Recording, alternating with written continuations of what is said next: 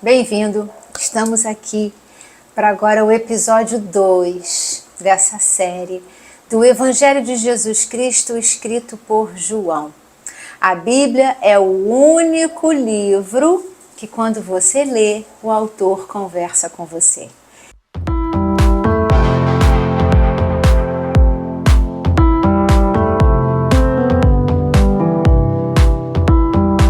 Esse é o meu ministério.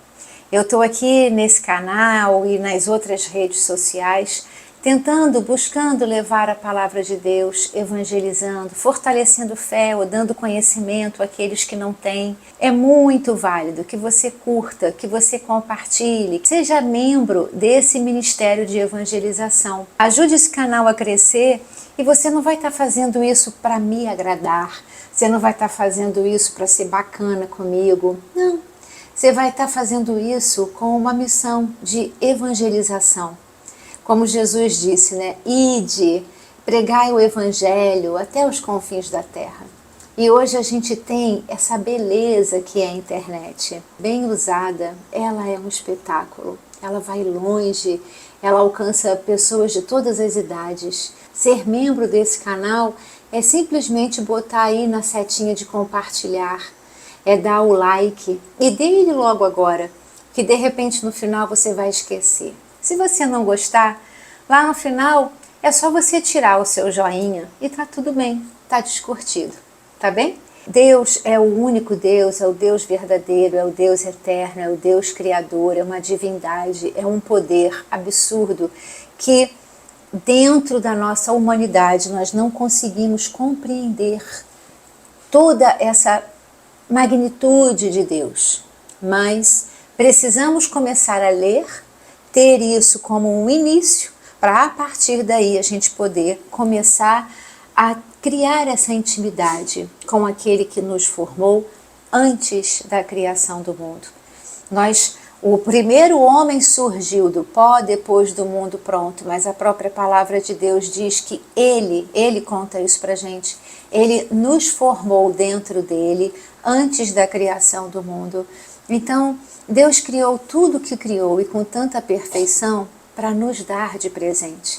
Como Ele mesmo diz também que Ele fez os céus e a terra no singular, e a terra Ele deu ao homem. Então Ele deu um ambiente absolutamente produtivo, limpo, organizado, com tudo funcionando muito bem. Você vê que Adão, ele deu o nome a todos os animais. Adão provavelmente convivia com o leão, com ursos, sem sequer correr qualquer risco de vida, muito pelo contrário. Ele dominava sobre esses animais, mesmo que selvagens. Mas depois veio então o pecado. O pecado entrou na terra e tudo aquilo do jeito que era deixou de ser. E aí então a gente começa a buscar um entendimento de tudo isso que aconteceu e tudo é espiritual.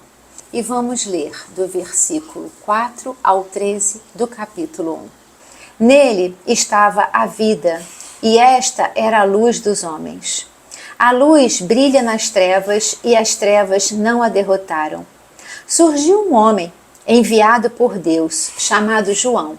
E esse João aqui é João Batista, tá? Não é o discípulo João. Ele veio como testemunho para testificar acerca da luz, a fim de que por meio dele todos os homens crescem.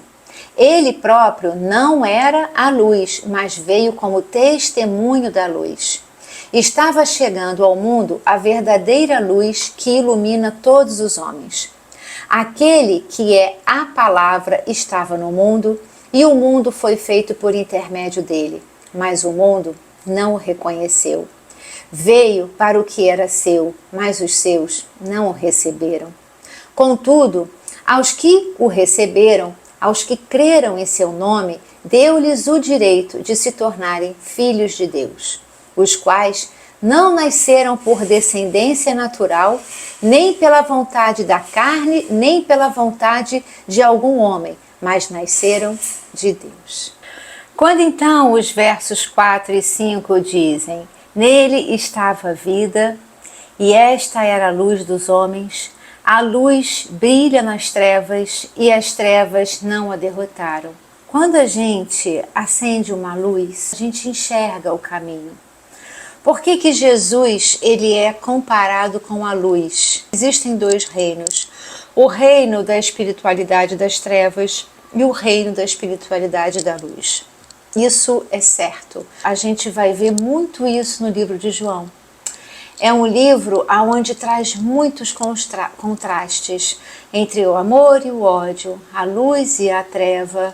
Jesus ele é comparado com a luz porque a espiritualidade de Jesus, as palavras de Jesus, que era o próprio Deus, traz clareza ao caminho espiritual, traz verdade, traz direcionamento.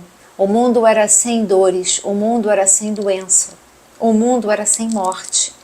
Nós não fomos criados, formados em Deus para morrer, mas sim para sermos eternos como Ele.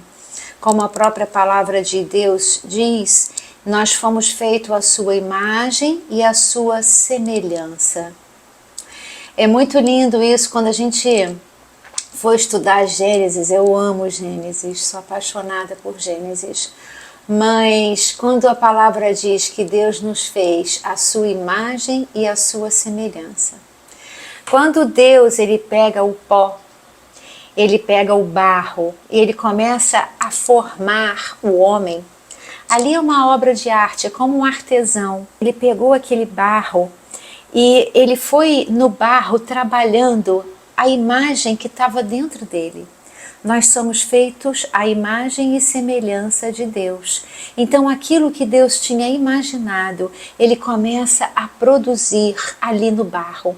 E vai fazendo o homem, a cabeça, o narizinho, a boca, os olhos, a orelha, os braços, as pernas, o corpo, por dentro, por fora. Depois daquela arte pronta, né, o bonequinho estava pronto, a imagem que Deus tinha, Ele então passou para aquele barro. Aquilo que ele tinha dentro dele, ele passou para aquele barro, a imagem de Deus. Depois então daquele bonequinho, daquela imagem pronta, porém sem vida, Deus ele pega o sopro da vida que sai de dentro dele. O que é um sopro? Né? Você sopra, eu sopro e Deus soprou também. Deus pega aquele bonequinho e joga dentro dele o sopro de vida que tem em Deus e faz daquele bonequinho a imagem que tinha dentro do coração de Deus, e com aquele sopro ele transforma aquele bonequinho na sua semelhança. Então, Deus sendo eterno, Ele nos criou também para que fôssemos eternos. Com o pecado, como diz a palavra, o pecado junto com ele trouxe a morte. E é por isso que até hoje muitas pessoas quando falecem, a gente fica chateado, a gente diz, nossa, uma das primeiras perguntas é, morreu de quê? Como se fosse assim, puxa, que absurdo, morreu? Morreu de quê? Como se a morte não fosse uma coisa certa da vida. É porque realmente não era. E nós trazemos esse DNA. Eu sei que milhares de anos já se passaram, mas nós fomos feitos por este Deus, por este Espírito, por esta semelhança eterna. A semelhança de Deus está dentro de nós. Nós ativando ou não ela existe dentro de nós. Então, como pode morrer? Por que a morte ainda dói tanto? A gente já mal nasce, um pouco depois, já tem um pouquinho de consciência, a gente já sabe que a morte existe, mas a gente não aceita a morte, porque nós fomos feitos à semelhança de um Deus eterno. Por isso que a morte não combina com a nossa cabeça. Nós não somos preparados para a morte porque nós não fomos feitos para ela. Jesus é exatamente a luz espiritual, a vida espiritual, a devolução de vida, porém espiritual, não mais carnal. Carnal seremos quando Ele mesmo diz que voltará e que os corpos que estiverem mortos ressuscitarão. Jesus prometeu que ia voltar e ele vai voltar. E prometeu que ressuscitaria os mortos, sendo esses mortos cristãos ou não. O livro de João, ele bate muito nisso, ele quer que, acima de tudo, nós entendamos que Jesus é o próprio Deus. Que Jesus, sabe aquilo que a gente diz assim, nossa, em carne e osso? É isso aí. Jesus, ele é Deus em carne e osso. Esse é o nosso Jesus Cristo. O Deus que veio habitar aqui, que caminhou e andou entre nós, que partiu, mas que mesmo disse, eu vou, mas o Espírito Santo vai descer, vai habitar em vocês. Esse mesmo Deus que andou aqui é o nosso Deus vivo, é o nosso Deus eterno, é o nosso Deus que está no céu. Com a clareza de que Jesus Cristo é o próprio Deus encarnado e que andou aqui na terra, que conviveu com a gente, passando por tudo que a gente também passa aqui e sobreviveu a tudo isso, é a nossa fé salvífica. É através de Jesus Cristo que nós podemos salvar o nosso espírito, que nós podemos tratar, controlar, melhorar as nossas emoções, os nossos direcionamentos, as nossas escolhas, porque isso tudo está no campo da nossa alma. E é através da luz de Jesus, da palavra de Jesus, da palavra do próprio Deus, que a gente pode controlar, então, o caminho do nosso corpo. O centro do Evangelho de João é provar: Jesus é o Cristo. Jesus é o Filho de Deus. Jesus é a soberania de Deus. Jesus é a pessoa e a obra do Espírito Santo. Essa é a centralidade do Evangelho de João. Você lendo o Evangelho de João, percebendo essa centralidade, direcionando o seu entendimento para essa centralidade, você vai perceber, entender muito mais, muito melhor o que João está querendo passar. A centralidade do livro de João é a identidade de Jesus como Cristo. Não deixar nenhuma dúvida de que Deus esteve aqui, caminhou aqui, andou aqui. Tem lugares em Jerusalém que se tem a certeza mais do que absoluta de que ali Jesus esteve. Era o próprio Deus que desceu do céu, teve o mesmo processo que a gente, uma vida uterina, um nascimento, uma criação, foi criado no ventre de uma mulher virgem, que é Maria, e ele passou todos os processos que nós passamos, inclusive a morte, mas ele venceu a morte. E todos nós que cremos em Jesus, por isso, a luz, a vida e o direcionamento espiritual, venceremos com ele também a morte. Aqueles que morrem para o mundo, mas nascem para Cristo, vivem em Cristo e são ressuscitados junto com ele, e o seu corpo também será glorificado. Surgiu um homem enviado por Deus chamado João Batista. Ele veio como testemunha para testificar acerca da luz, a fim de que, por meio dele, todos os homens crescem. Por meio dele, João Batista, todos os homens crescem por causa do seu testemunho a respeito da luz. Então, João Batista, primo de Jesus, ele veio primeiro e foi para o deserto, para pregar no deserto, dizendo o seguinte: olha, se arrependam, porque aquele que vem dos céus, ele está próximo. O reino dos céus está próximo. Arrependei-vos. Vocês precisam se arrepender do pecado. Por que se arrepender do pecado? Por que se arrepender das coisas que nós sabemos que fizemos de errado? Porque o arrependimento é a porta de entrada para o reino dos céus. Todo aquele que verdadeiramente se arrepende, Deus conhece o coração de cada um.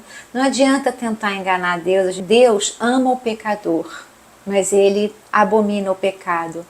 Então a questão não é o pecador, a questão é o pecado. Então o que a gente tem que se libertar, se livrar e se arrepender não é da nossa existência, mas são das nossas práticas. Vinham pessoas tanto de Jerusalém quanto das zonas rurais para o deserto para ouvir a pregação de João Batista. Acredita-se que quem ensinou João Batista foi o próprio Espírito Santo. João Batista não se tem relato de que ele foi um estudioso da Torá, nada disso, que ele se preparou, não, ele se retirou, ele não usava aquelas vestimentas dos fariseus, nada disso. Ele foi embora, foi para o deserto e ele era a voz que clamava no deserto. Assim como muitos desertos a gente também passa. Mas o deserto não é lugar de ficar, é lugar para se atravessar. Mas depois que a gente atravessa esse deserto, a gente só não pode chegar do outro lado do jeito que a gente entrou no deserto. O deserto, ele tem o poder de nos transformar. O deserto que nós passamos, as dificuldades que nós vivemos, os momentos mais difíceis que nós vivemos, eles nos preparam, eles nos melhoram. Aqueles que se arrependiam, ele batizava. Porém, ele batizava com água.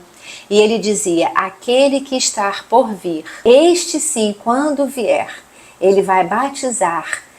Eu batizo com água, ele batizará com o Espírito Santo e com fogo, que é Jesus Cristo. Ele é aquele que foi à frente, proclamando, avisando aquele que viria. O que eu faço aqui e tantas outras pessoas e aquelas que também ajudam, cooperam, também a gente está fazendo exatamente esse trabalho de João Batista.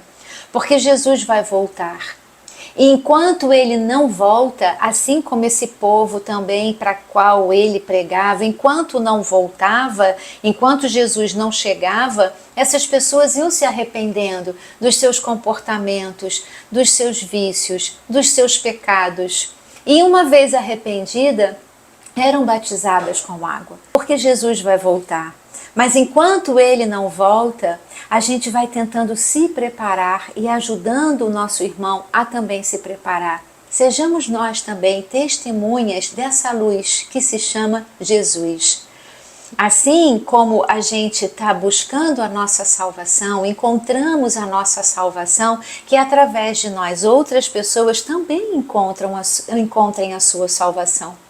É a fé salvífica, é encontrar Jesus, é mostrar o caminho, é dizer, e não é só com palavras, viu? É com gestos, é com comportamento, é no dia a dia, é na rua, é em casa, é com os irmãos, é com os filhos, é com os colegas de trabalho, sabe? É com todo mundo. A gente tem que viver o Evangelho, não é estudar simplesmente o Evangelho, mas viver o Evangelho. Viver praticando o Evangelho, aprendendo, colocando no nosso coração e nos obrigando a andarmos dessa forma. Olha, meio que como você vai fazer uma dieta, você quer ir para a academia ou você quer se formar em alguma coisa que você gosta muito, você tem que ter determinação para isso. Viver a palavra de Deus, viver a palavra de Jesus é um ato de determinação. Eu um dia me determinei a ficar, a estudar e me modificar e me arrepender e me batizei e me converti e passo horas nesse estudo e estou agora prestes já a me formar no seminário teológico, a entender a mente, porque o nosso espírito precisa cuidar da nossa mente, das nossas emoções, sejam emoções boas, sejam emoções mais difíceis. E o controle da própria carne, como Paulo diz, que nós devemos oferecer o nosso corpo como sacrifício vivo. Assim como Jesus ofereceu o próprio corpo como um sacrifício vivo. Ele não foi capturado, ele se entregou. Ele foi um sacrifício vivo para que nós pudéssemos hoje, através dele em Cristo, sermos redimidos dos nossos pecados, porque como está escrito em Isaías, ele na cruz levou os nossos pecados, dores e enfermidades. Na hora do julgamento lá diante de Deus, como a palavra mesmo diz que o diabo é o acusador. Pessoas que ficam te acusando, pessoas que não te perdoam, pessoas que pegam nos teus pecados, nos teus erros e fica lembrando eles para você, estão, infelizmente, fazendo o papel do diabo. Porque Deus diz que aquele que acusa é Satanás. No dia do julgamento final, vai estar lá o Satanás dizendo para Deus que ele é o juiz. Ele vai estar lembrando para Deus todos os seus pecados. Mas a gente vai ter o nosso advogado e o nosso intercessor, que é Jesus Cristo. Ele também vai estar diante de Deus, lembrando assim: Pai, naquela cruz eu levei todos os pecados dela. Pai, naquela cruz eu levei todos os pecados dele. Ele não tem mais pecado. Eu coloquei todos esses pecados em mim. Eu fiz uma aliança de sangue. E ele confessou, ela confessou, com todo o coração e pela própria boca, que me tem como Senhor e Salvador. Então eu salvei ela, eu salvei ele no dia que eu me coloquei naquela cruz, pela vida dela, pela vida dele. Todos os pecados que ele cometeu, todos os pecados que ela cometeu, que o acusador está dizendo, Pai, eu já paguei naquela cruz. Por isso é tão importante você crer que Jesus é o próprio Deus, é o seu Senhor e é o seu Salvador, e que na cruz do Calvário, sobre ele foram todos os pecados. Quando ele diz: Deus, Pai, por que me abandonastes? Porque aonde há pecado, Deus não habita. Naquele momento, Deus não reconhecia o próprio Filho, porque o próprio Filho estava coberto dos nossos pecados e não dele. Por isso aconteceu aquilo, porque Deus se distancia aonde tem pecado. Deus não habita no pecado. A luz não habita na treva. E quando a luz chega, a treva se dissipa. Então João Batista era esse, como eu e como você, que estamos clamando e dizendo: se arrependam, Jesus vai voltar, Jesus já veio, Jesus é Deus e é um Deus vivo e que te acompanha. E olha, quando ele subiu aos céus, ele deixou aqui o Espírito Santo, que não está por aí pelo ar. Quem está pelo ar, como a própria palavra diz, são os principados e as potestades deste mundo. O Espírito Santo não está voando por aí. O Espírito Santo habita dentro de nós, nos dado por Jesus. O mesmo Espírito que estava em Jesus, hoje ele habita em nós, nele e em nós. O Espírito de Deus, aquele sopro que ele deu, o sopro da vida, foi quando ele transferiu o Espírito Santo dele para dentro de nós. O pecado veio, houve essa separação do Espírito, Jesus veio e todo aquele que nele crê, como Senhor e Salvador, recebe o Espírito Santo de Jesus e aí Jesus passa a habitar em você. Estava chegando ao mundo a verdadeira luz que ilumina todos os homens. Verso 10. Aquele que é a palavra estava no mundo, e o mundo foi feito por intermédio dele, mas o mundo não o reconheceu. Veio para o que era seu, mas os seus não o receberam. Jesus era um judeu. Jesus, ele veio para aqueles que eram dele, para o povo judeu. Mas o povo judeu, em grande maioria naquela época, depois vieram os judeus messiânicos, mas o povo judeu e ainda hoje os ortodoxos não têm Jesus como o Cristo, como o Messias, como o enviado, como aquele que o Antigo Testamento inteiro fala sobre ele. Os judeus, o seu próprio povo, não o recebeu. Não porque ele fosse um estranho, não porque ele fosse diferente, muito pelo contrário. Lá em Isaías mesmo diz que ele seria um homem comum, sem nenhuma grande formosura. Ele passava pelo povo de maneira imperceptível, como qualquer outro. Tanto que Judas, ele teve um código com os soldados romanos. Ele disse: aquele que eu beijar, ele é Jesus. Porque Jesus, ele tinha fisionomia como de qualquer outro judeu. A questão que fazia com que eles não recebessem Jesus era justamente como eu disse lá no episódio 1. Eles estavam tão cegos da palavra, a parte teórica se fincou tanto e teve tanta corrupção no meio disso tudo, que eles não percebiam que aquele era o Messias tão mencionado já no Antigo Testamento. Em Isaías, no capítulo 53, diz assim: quem creu em nossa mensagem? E a quem foi revelado o braço do Senhor? Ele cresceu, Jesus, diante dele como um broto tenro e como uma raiz saída de uma terra seca. Ele não tinha qualquer beleza ou majestade que nos atraísse. Nada havia em sua aparência para que o desejássemos. A festa dos tabernáculos ou a festa das cabanas é aonde Deus instituiu essa festa para que o povo se lembrasse do período que eles passaram no deserto, na saída do Egito, aonde ali não faltou o maná e não faltou a água para o povo. Jesus era exatamente o alimento e a água.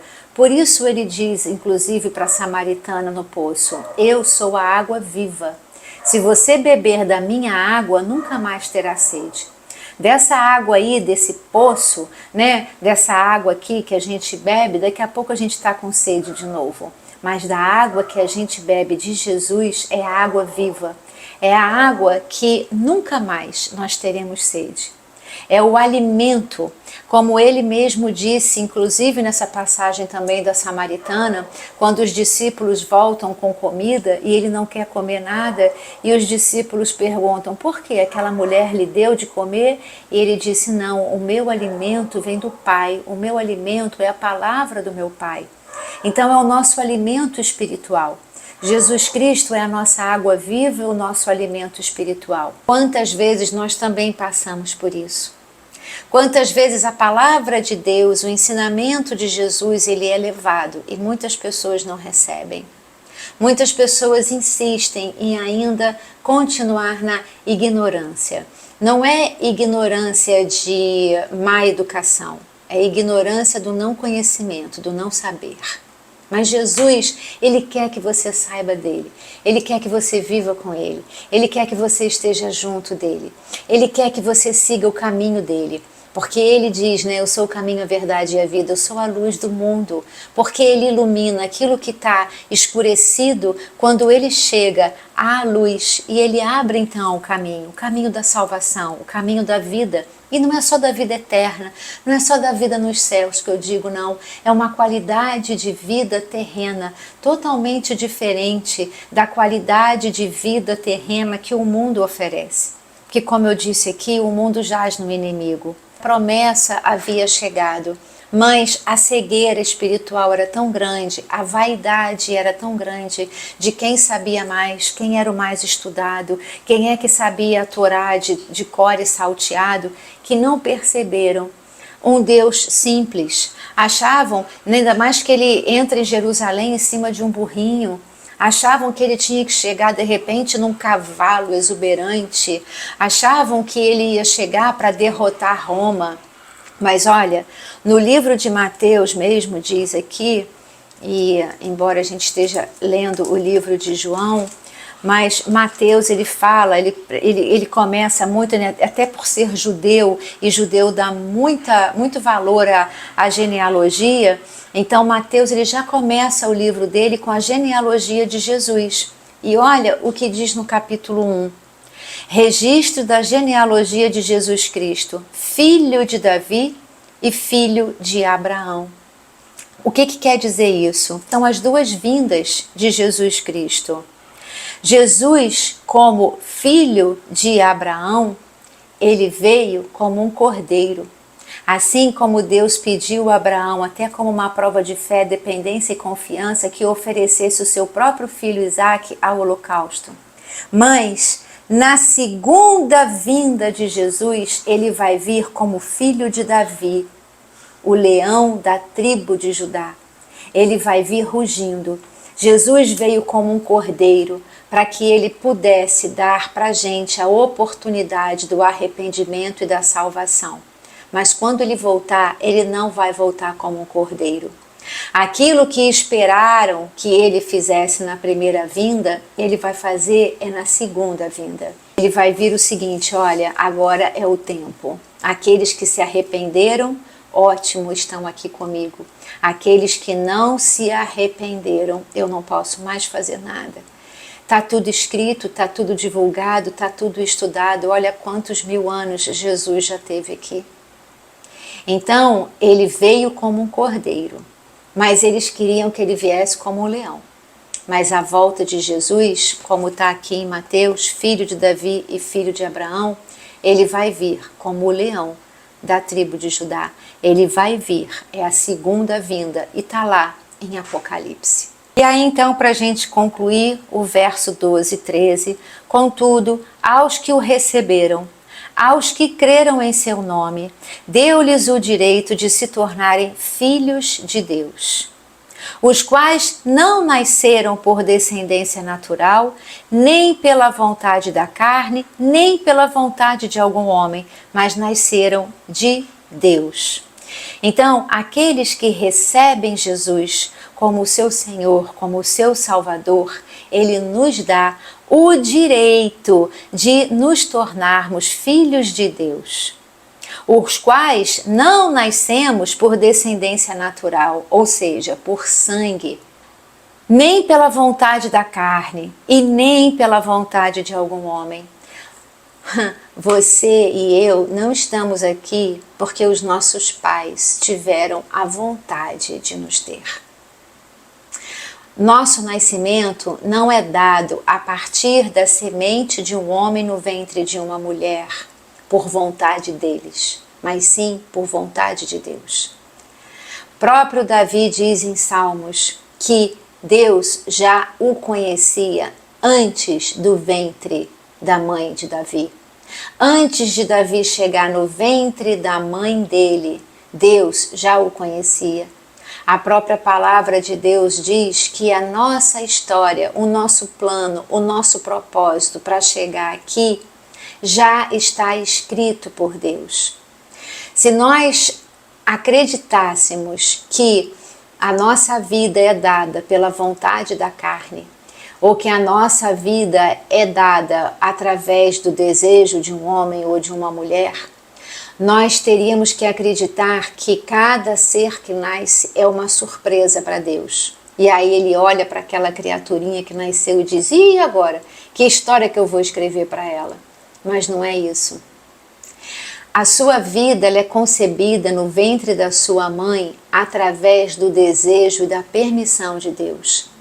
Nada nesse mundo acontece sem a permissão de Deus. A palavra dele diz que ele sabe quantos fios de cabelo tem na minha cabeça e na sua, que não há uma folha que caia de uma árvore sem que seja da vontade de Deus.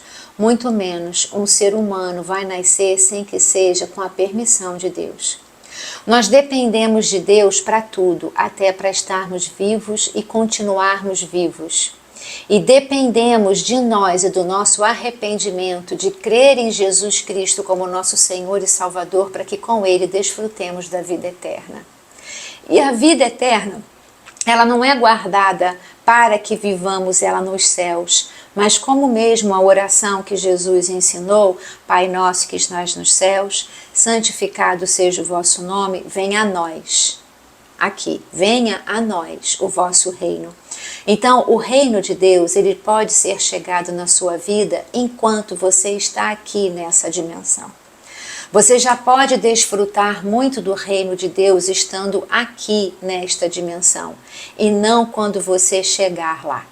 Porque a nossa vida, no momento em que a gente está em Cristo, com Cristo e o Espírito Santo habitando dentro de nós, através do ato do batismo, não só nas águas, mas Jesus vem e nos batiza com o Espírito Santo dele mesmo. Neste momento nós somos novas pessoas e novas criaturas. Não há como ter um novo nascimento abandonando a vida de morte, a vida do pecado, sem que nós recebamos o Espírito Santo de Deus. E o Espírito Santo, ele é recebido por nós, ele entra em nós a partir do momento em que nós aceitamos Jesus Cristo como nosso Senhor, como nosso Salvador, quando nós declaramos essa fé. Quando nós buscamos nele a luz do nosso caminho, o direcionamento da nossa vida. Tudo se modifica totalmente, mas muito melhor. Eu não consigo ver mais um dia ruim de vida, sabia? Até mesmo porque se algum dia ele se parece mal para mim, eu logo lembro do que Deus disse. Olha, meu filhinho, para cada dia basta o seu próprio mal. Mas esse dia vai acabar. Ele tem 1440 minutos. E Deus te deu 1440 minutos. Não aproveite esses minutos, às vezes, reclamando o tempo todo. Reclama porque tem trabalho, reclama porque tem que acordar cedo, reclama porque tem louça para lavar, reclama porque tem que cuidar do cachorro, reclama porque tem que lavar uma roupa, reclama porque o chefe é chato, reclama porque a colega de trabalho, de repente, ela não é muito bacana. E a gente passa vários minutos daquele dia que jamais se repetirá, reclamando de alguma coisa. O mau humor não vem de Deus. Ele vem da espiritualidade das trevas. A murmúria, a reclamação não vem de Deus. Ele não nos ensinou a reclamar, ele nos ensina a agradecer. Ele não nos ensinou a ter medo, mas ele nos ensinou a ter coragem. Ele mesmo diz que não nos deu um espírito de medo, mas de ousadia. Ele não nos deu um espírito de covardia, mas ele nos deu um espírito de fé, de esperança, de alegria, de paz, de longanimidade. Então, esse é a nossa reflexão dessa parte do Evangelho de João, falando sobre o nosso querido Jesus Cristo, nosso Deus vivo. E eu espero que toda essa reflexão ajude muito na sua vida, no seu caminhar, no seu dia de hoje e no seu dia a partir de hoje. Que por essa palavra, por essa reflexão que nós fizemos aqui, o seu dia jamais seja igual ao que foi até hoje. E que você seja grato, muito grato a cada amanhecer que Deus te dá. Não pense que você deve a vida ao seu pai e à sua mãe, mas os honre, porque a palavra de Deus diz que aquele que honra pai e mãe terá os seus dias prolongados aqui. Porque quando nós honramos o nosso pai e a nossa mãe, nós estamos honrando o nosso Pai Celestial. Então, eu digo a você o seguinte: entregue a sua vida a Deus. Confie em todas as providências que Ele tomará na sua vida, porque Ele é um Jeová Jireh, é o Jeová que provê. Aceite a sua vida da forma que ela tem sido, os seus desertos, porque se você tiver entregado para Deus e se você confiar nele, você pode ter certeza que no momento em que você aceita o que você está passando, você vai perceber que você está sendo trabalhado e transformado para que você possa receber mais de Deus. Muitas vezes queremos mais de Deus, mas não estamos prontos para receber esse mais. E Ele precisa então pegar esse barro e aumentar esse recipiente para que esse recipiente esteja mais fortalecido, maior, para que possa receber mais bênçãos de Deus. E acima de tudo, agradeça. Porque a própria palavra de Deus diz que em tudo dai graças. Em tudo. No momento em que você aceita, que você entrega e que você confia em Deus, você sabe que tudo aquilo que está acontecendo na sua vida é para o seu bem. Jamais, jamais para te causar dano. Provérbios diz isso. As bênçãos do Senhor enriquecem e não causam danos. Então tudo aquilo que vem de Deus, ela vem enriquecendo, aperfeiçoando, moldando, lapidando, melhorando o seu recipiente. Você é um recipiente de Deus. Ele tem muito para te entregar. Você é um recipiente de Deus. Mas Ele não pode te entregar tudo, porque senão você pode não aguentar. Então Ele vai te dando aos poucos, vai te moldando, vai te fortalecendo, vai te ajustando, vai te dando mais. No momento em que você entrega, que você confia, que você aceita, você se torna absolutamente grato. Eu, para terminar, vou te dizer, não há uma vez que eu tome banho, e eu não diga, Senhor, obrigada por esse banho, por essa água que lavou meu corpo, por esse banheiro que eu tenho para usar, por esse chuveiro que sai água, pela toalha que eu tenho para me secar. Não há vez que eu faça uma refeição que eu não agradeça ao Senhor pela providência da comida. Não há uma vez que eu ponha uma roupa limpa que eu não agradeça a Deus a roupa que eu tenho para vestir, que acima de tudo ela ainda está limpa e cheirosa, porque eu tive saúde, eu pude lavar, eu pude passar, eu pude botar para secar, eu pude guardar, eu posso usar. Sabe, em tudo dai graças, porque tudo coopera e tudo cooperará para o bem daqueles que amam a Deus. Tenha essa entrega, aceitação e confiança, porque não há ser mais poderoso do que o único Deus, o Deus vivo e o Deus verdadeiro. Que é esse que eu sirvo, que eu amo, que eu sigo, que eu escuto, que eu procuro copiar, que eu procuro imitar, que eu procuro ouvir. E eu espero que você também. Então, fica com Deus e Ele te abençoe. E até a próxima semana com o episódio 3 dessa série. Tchau, foi um prazer estar com você aqui.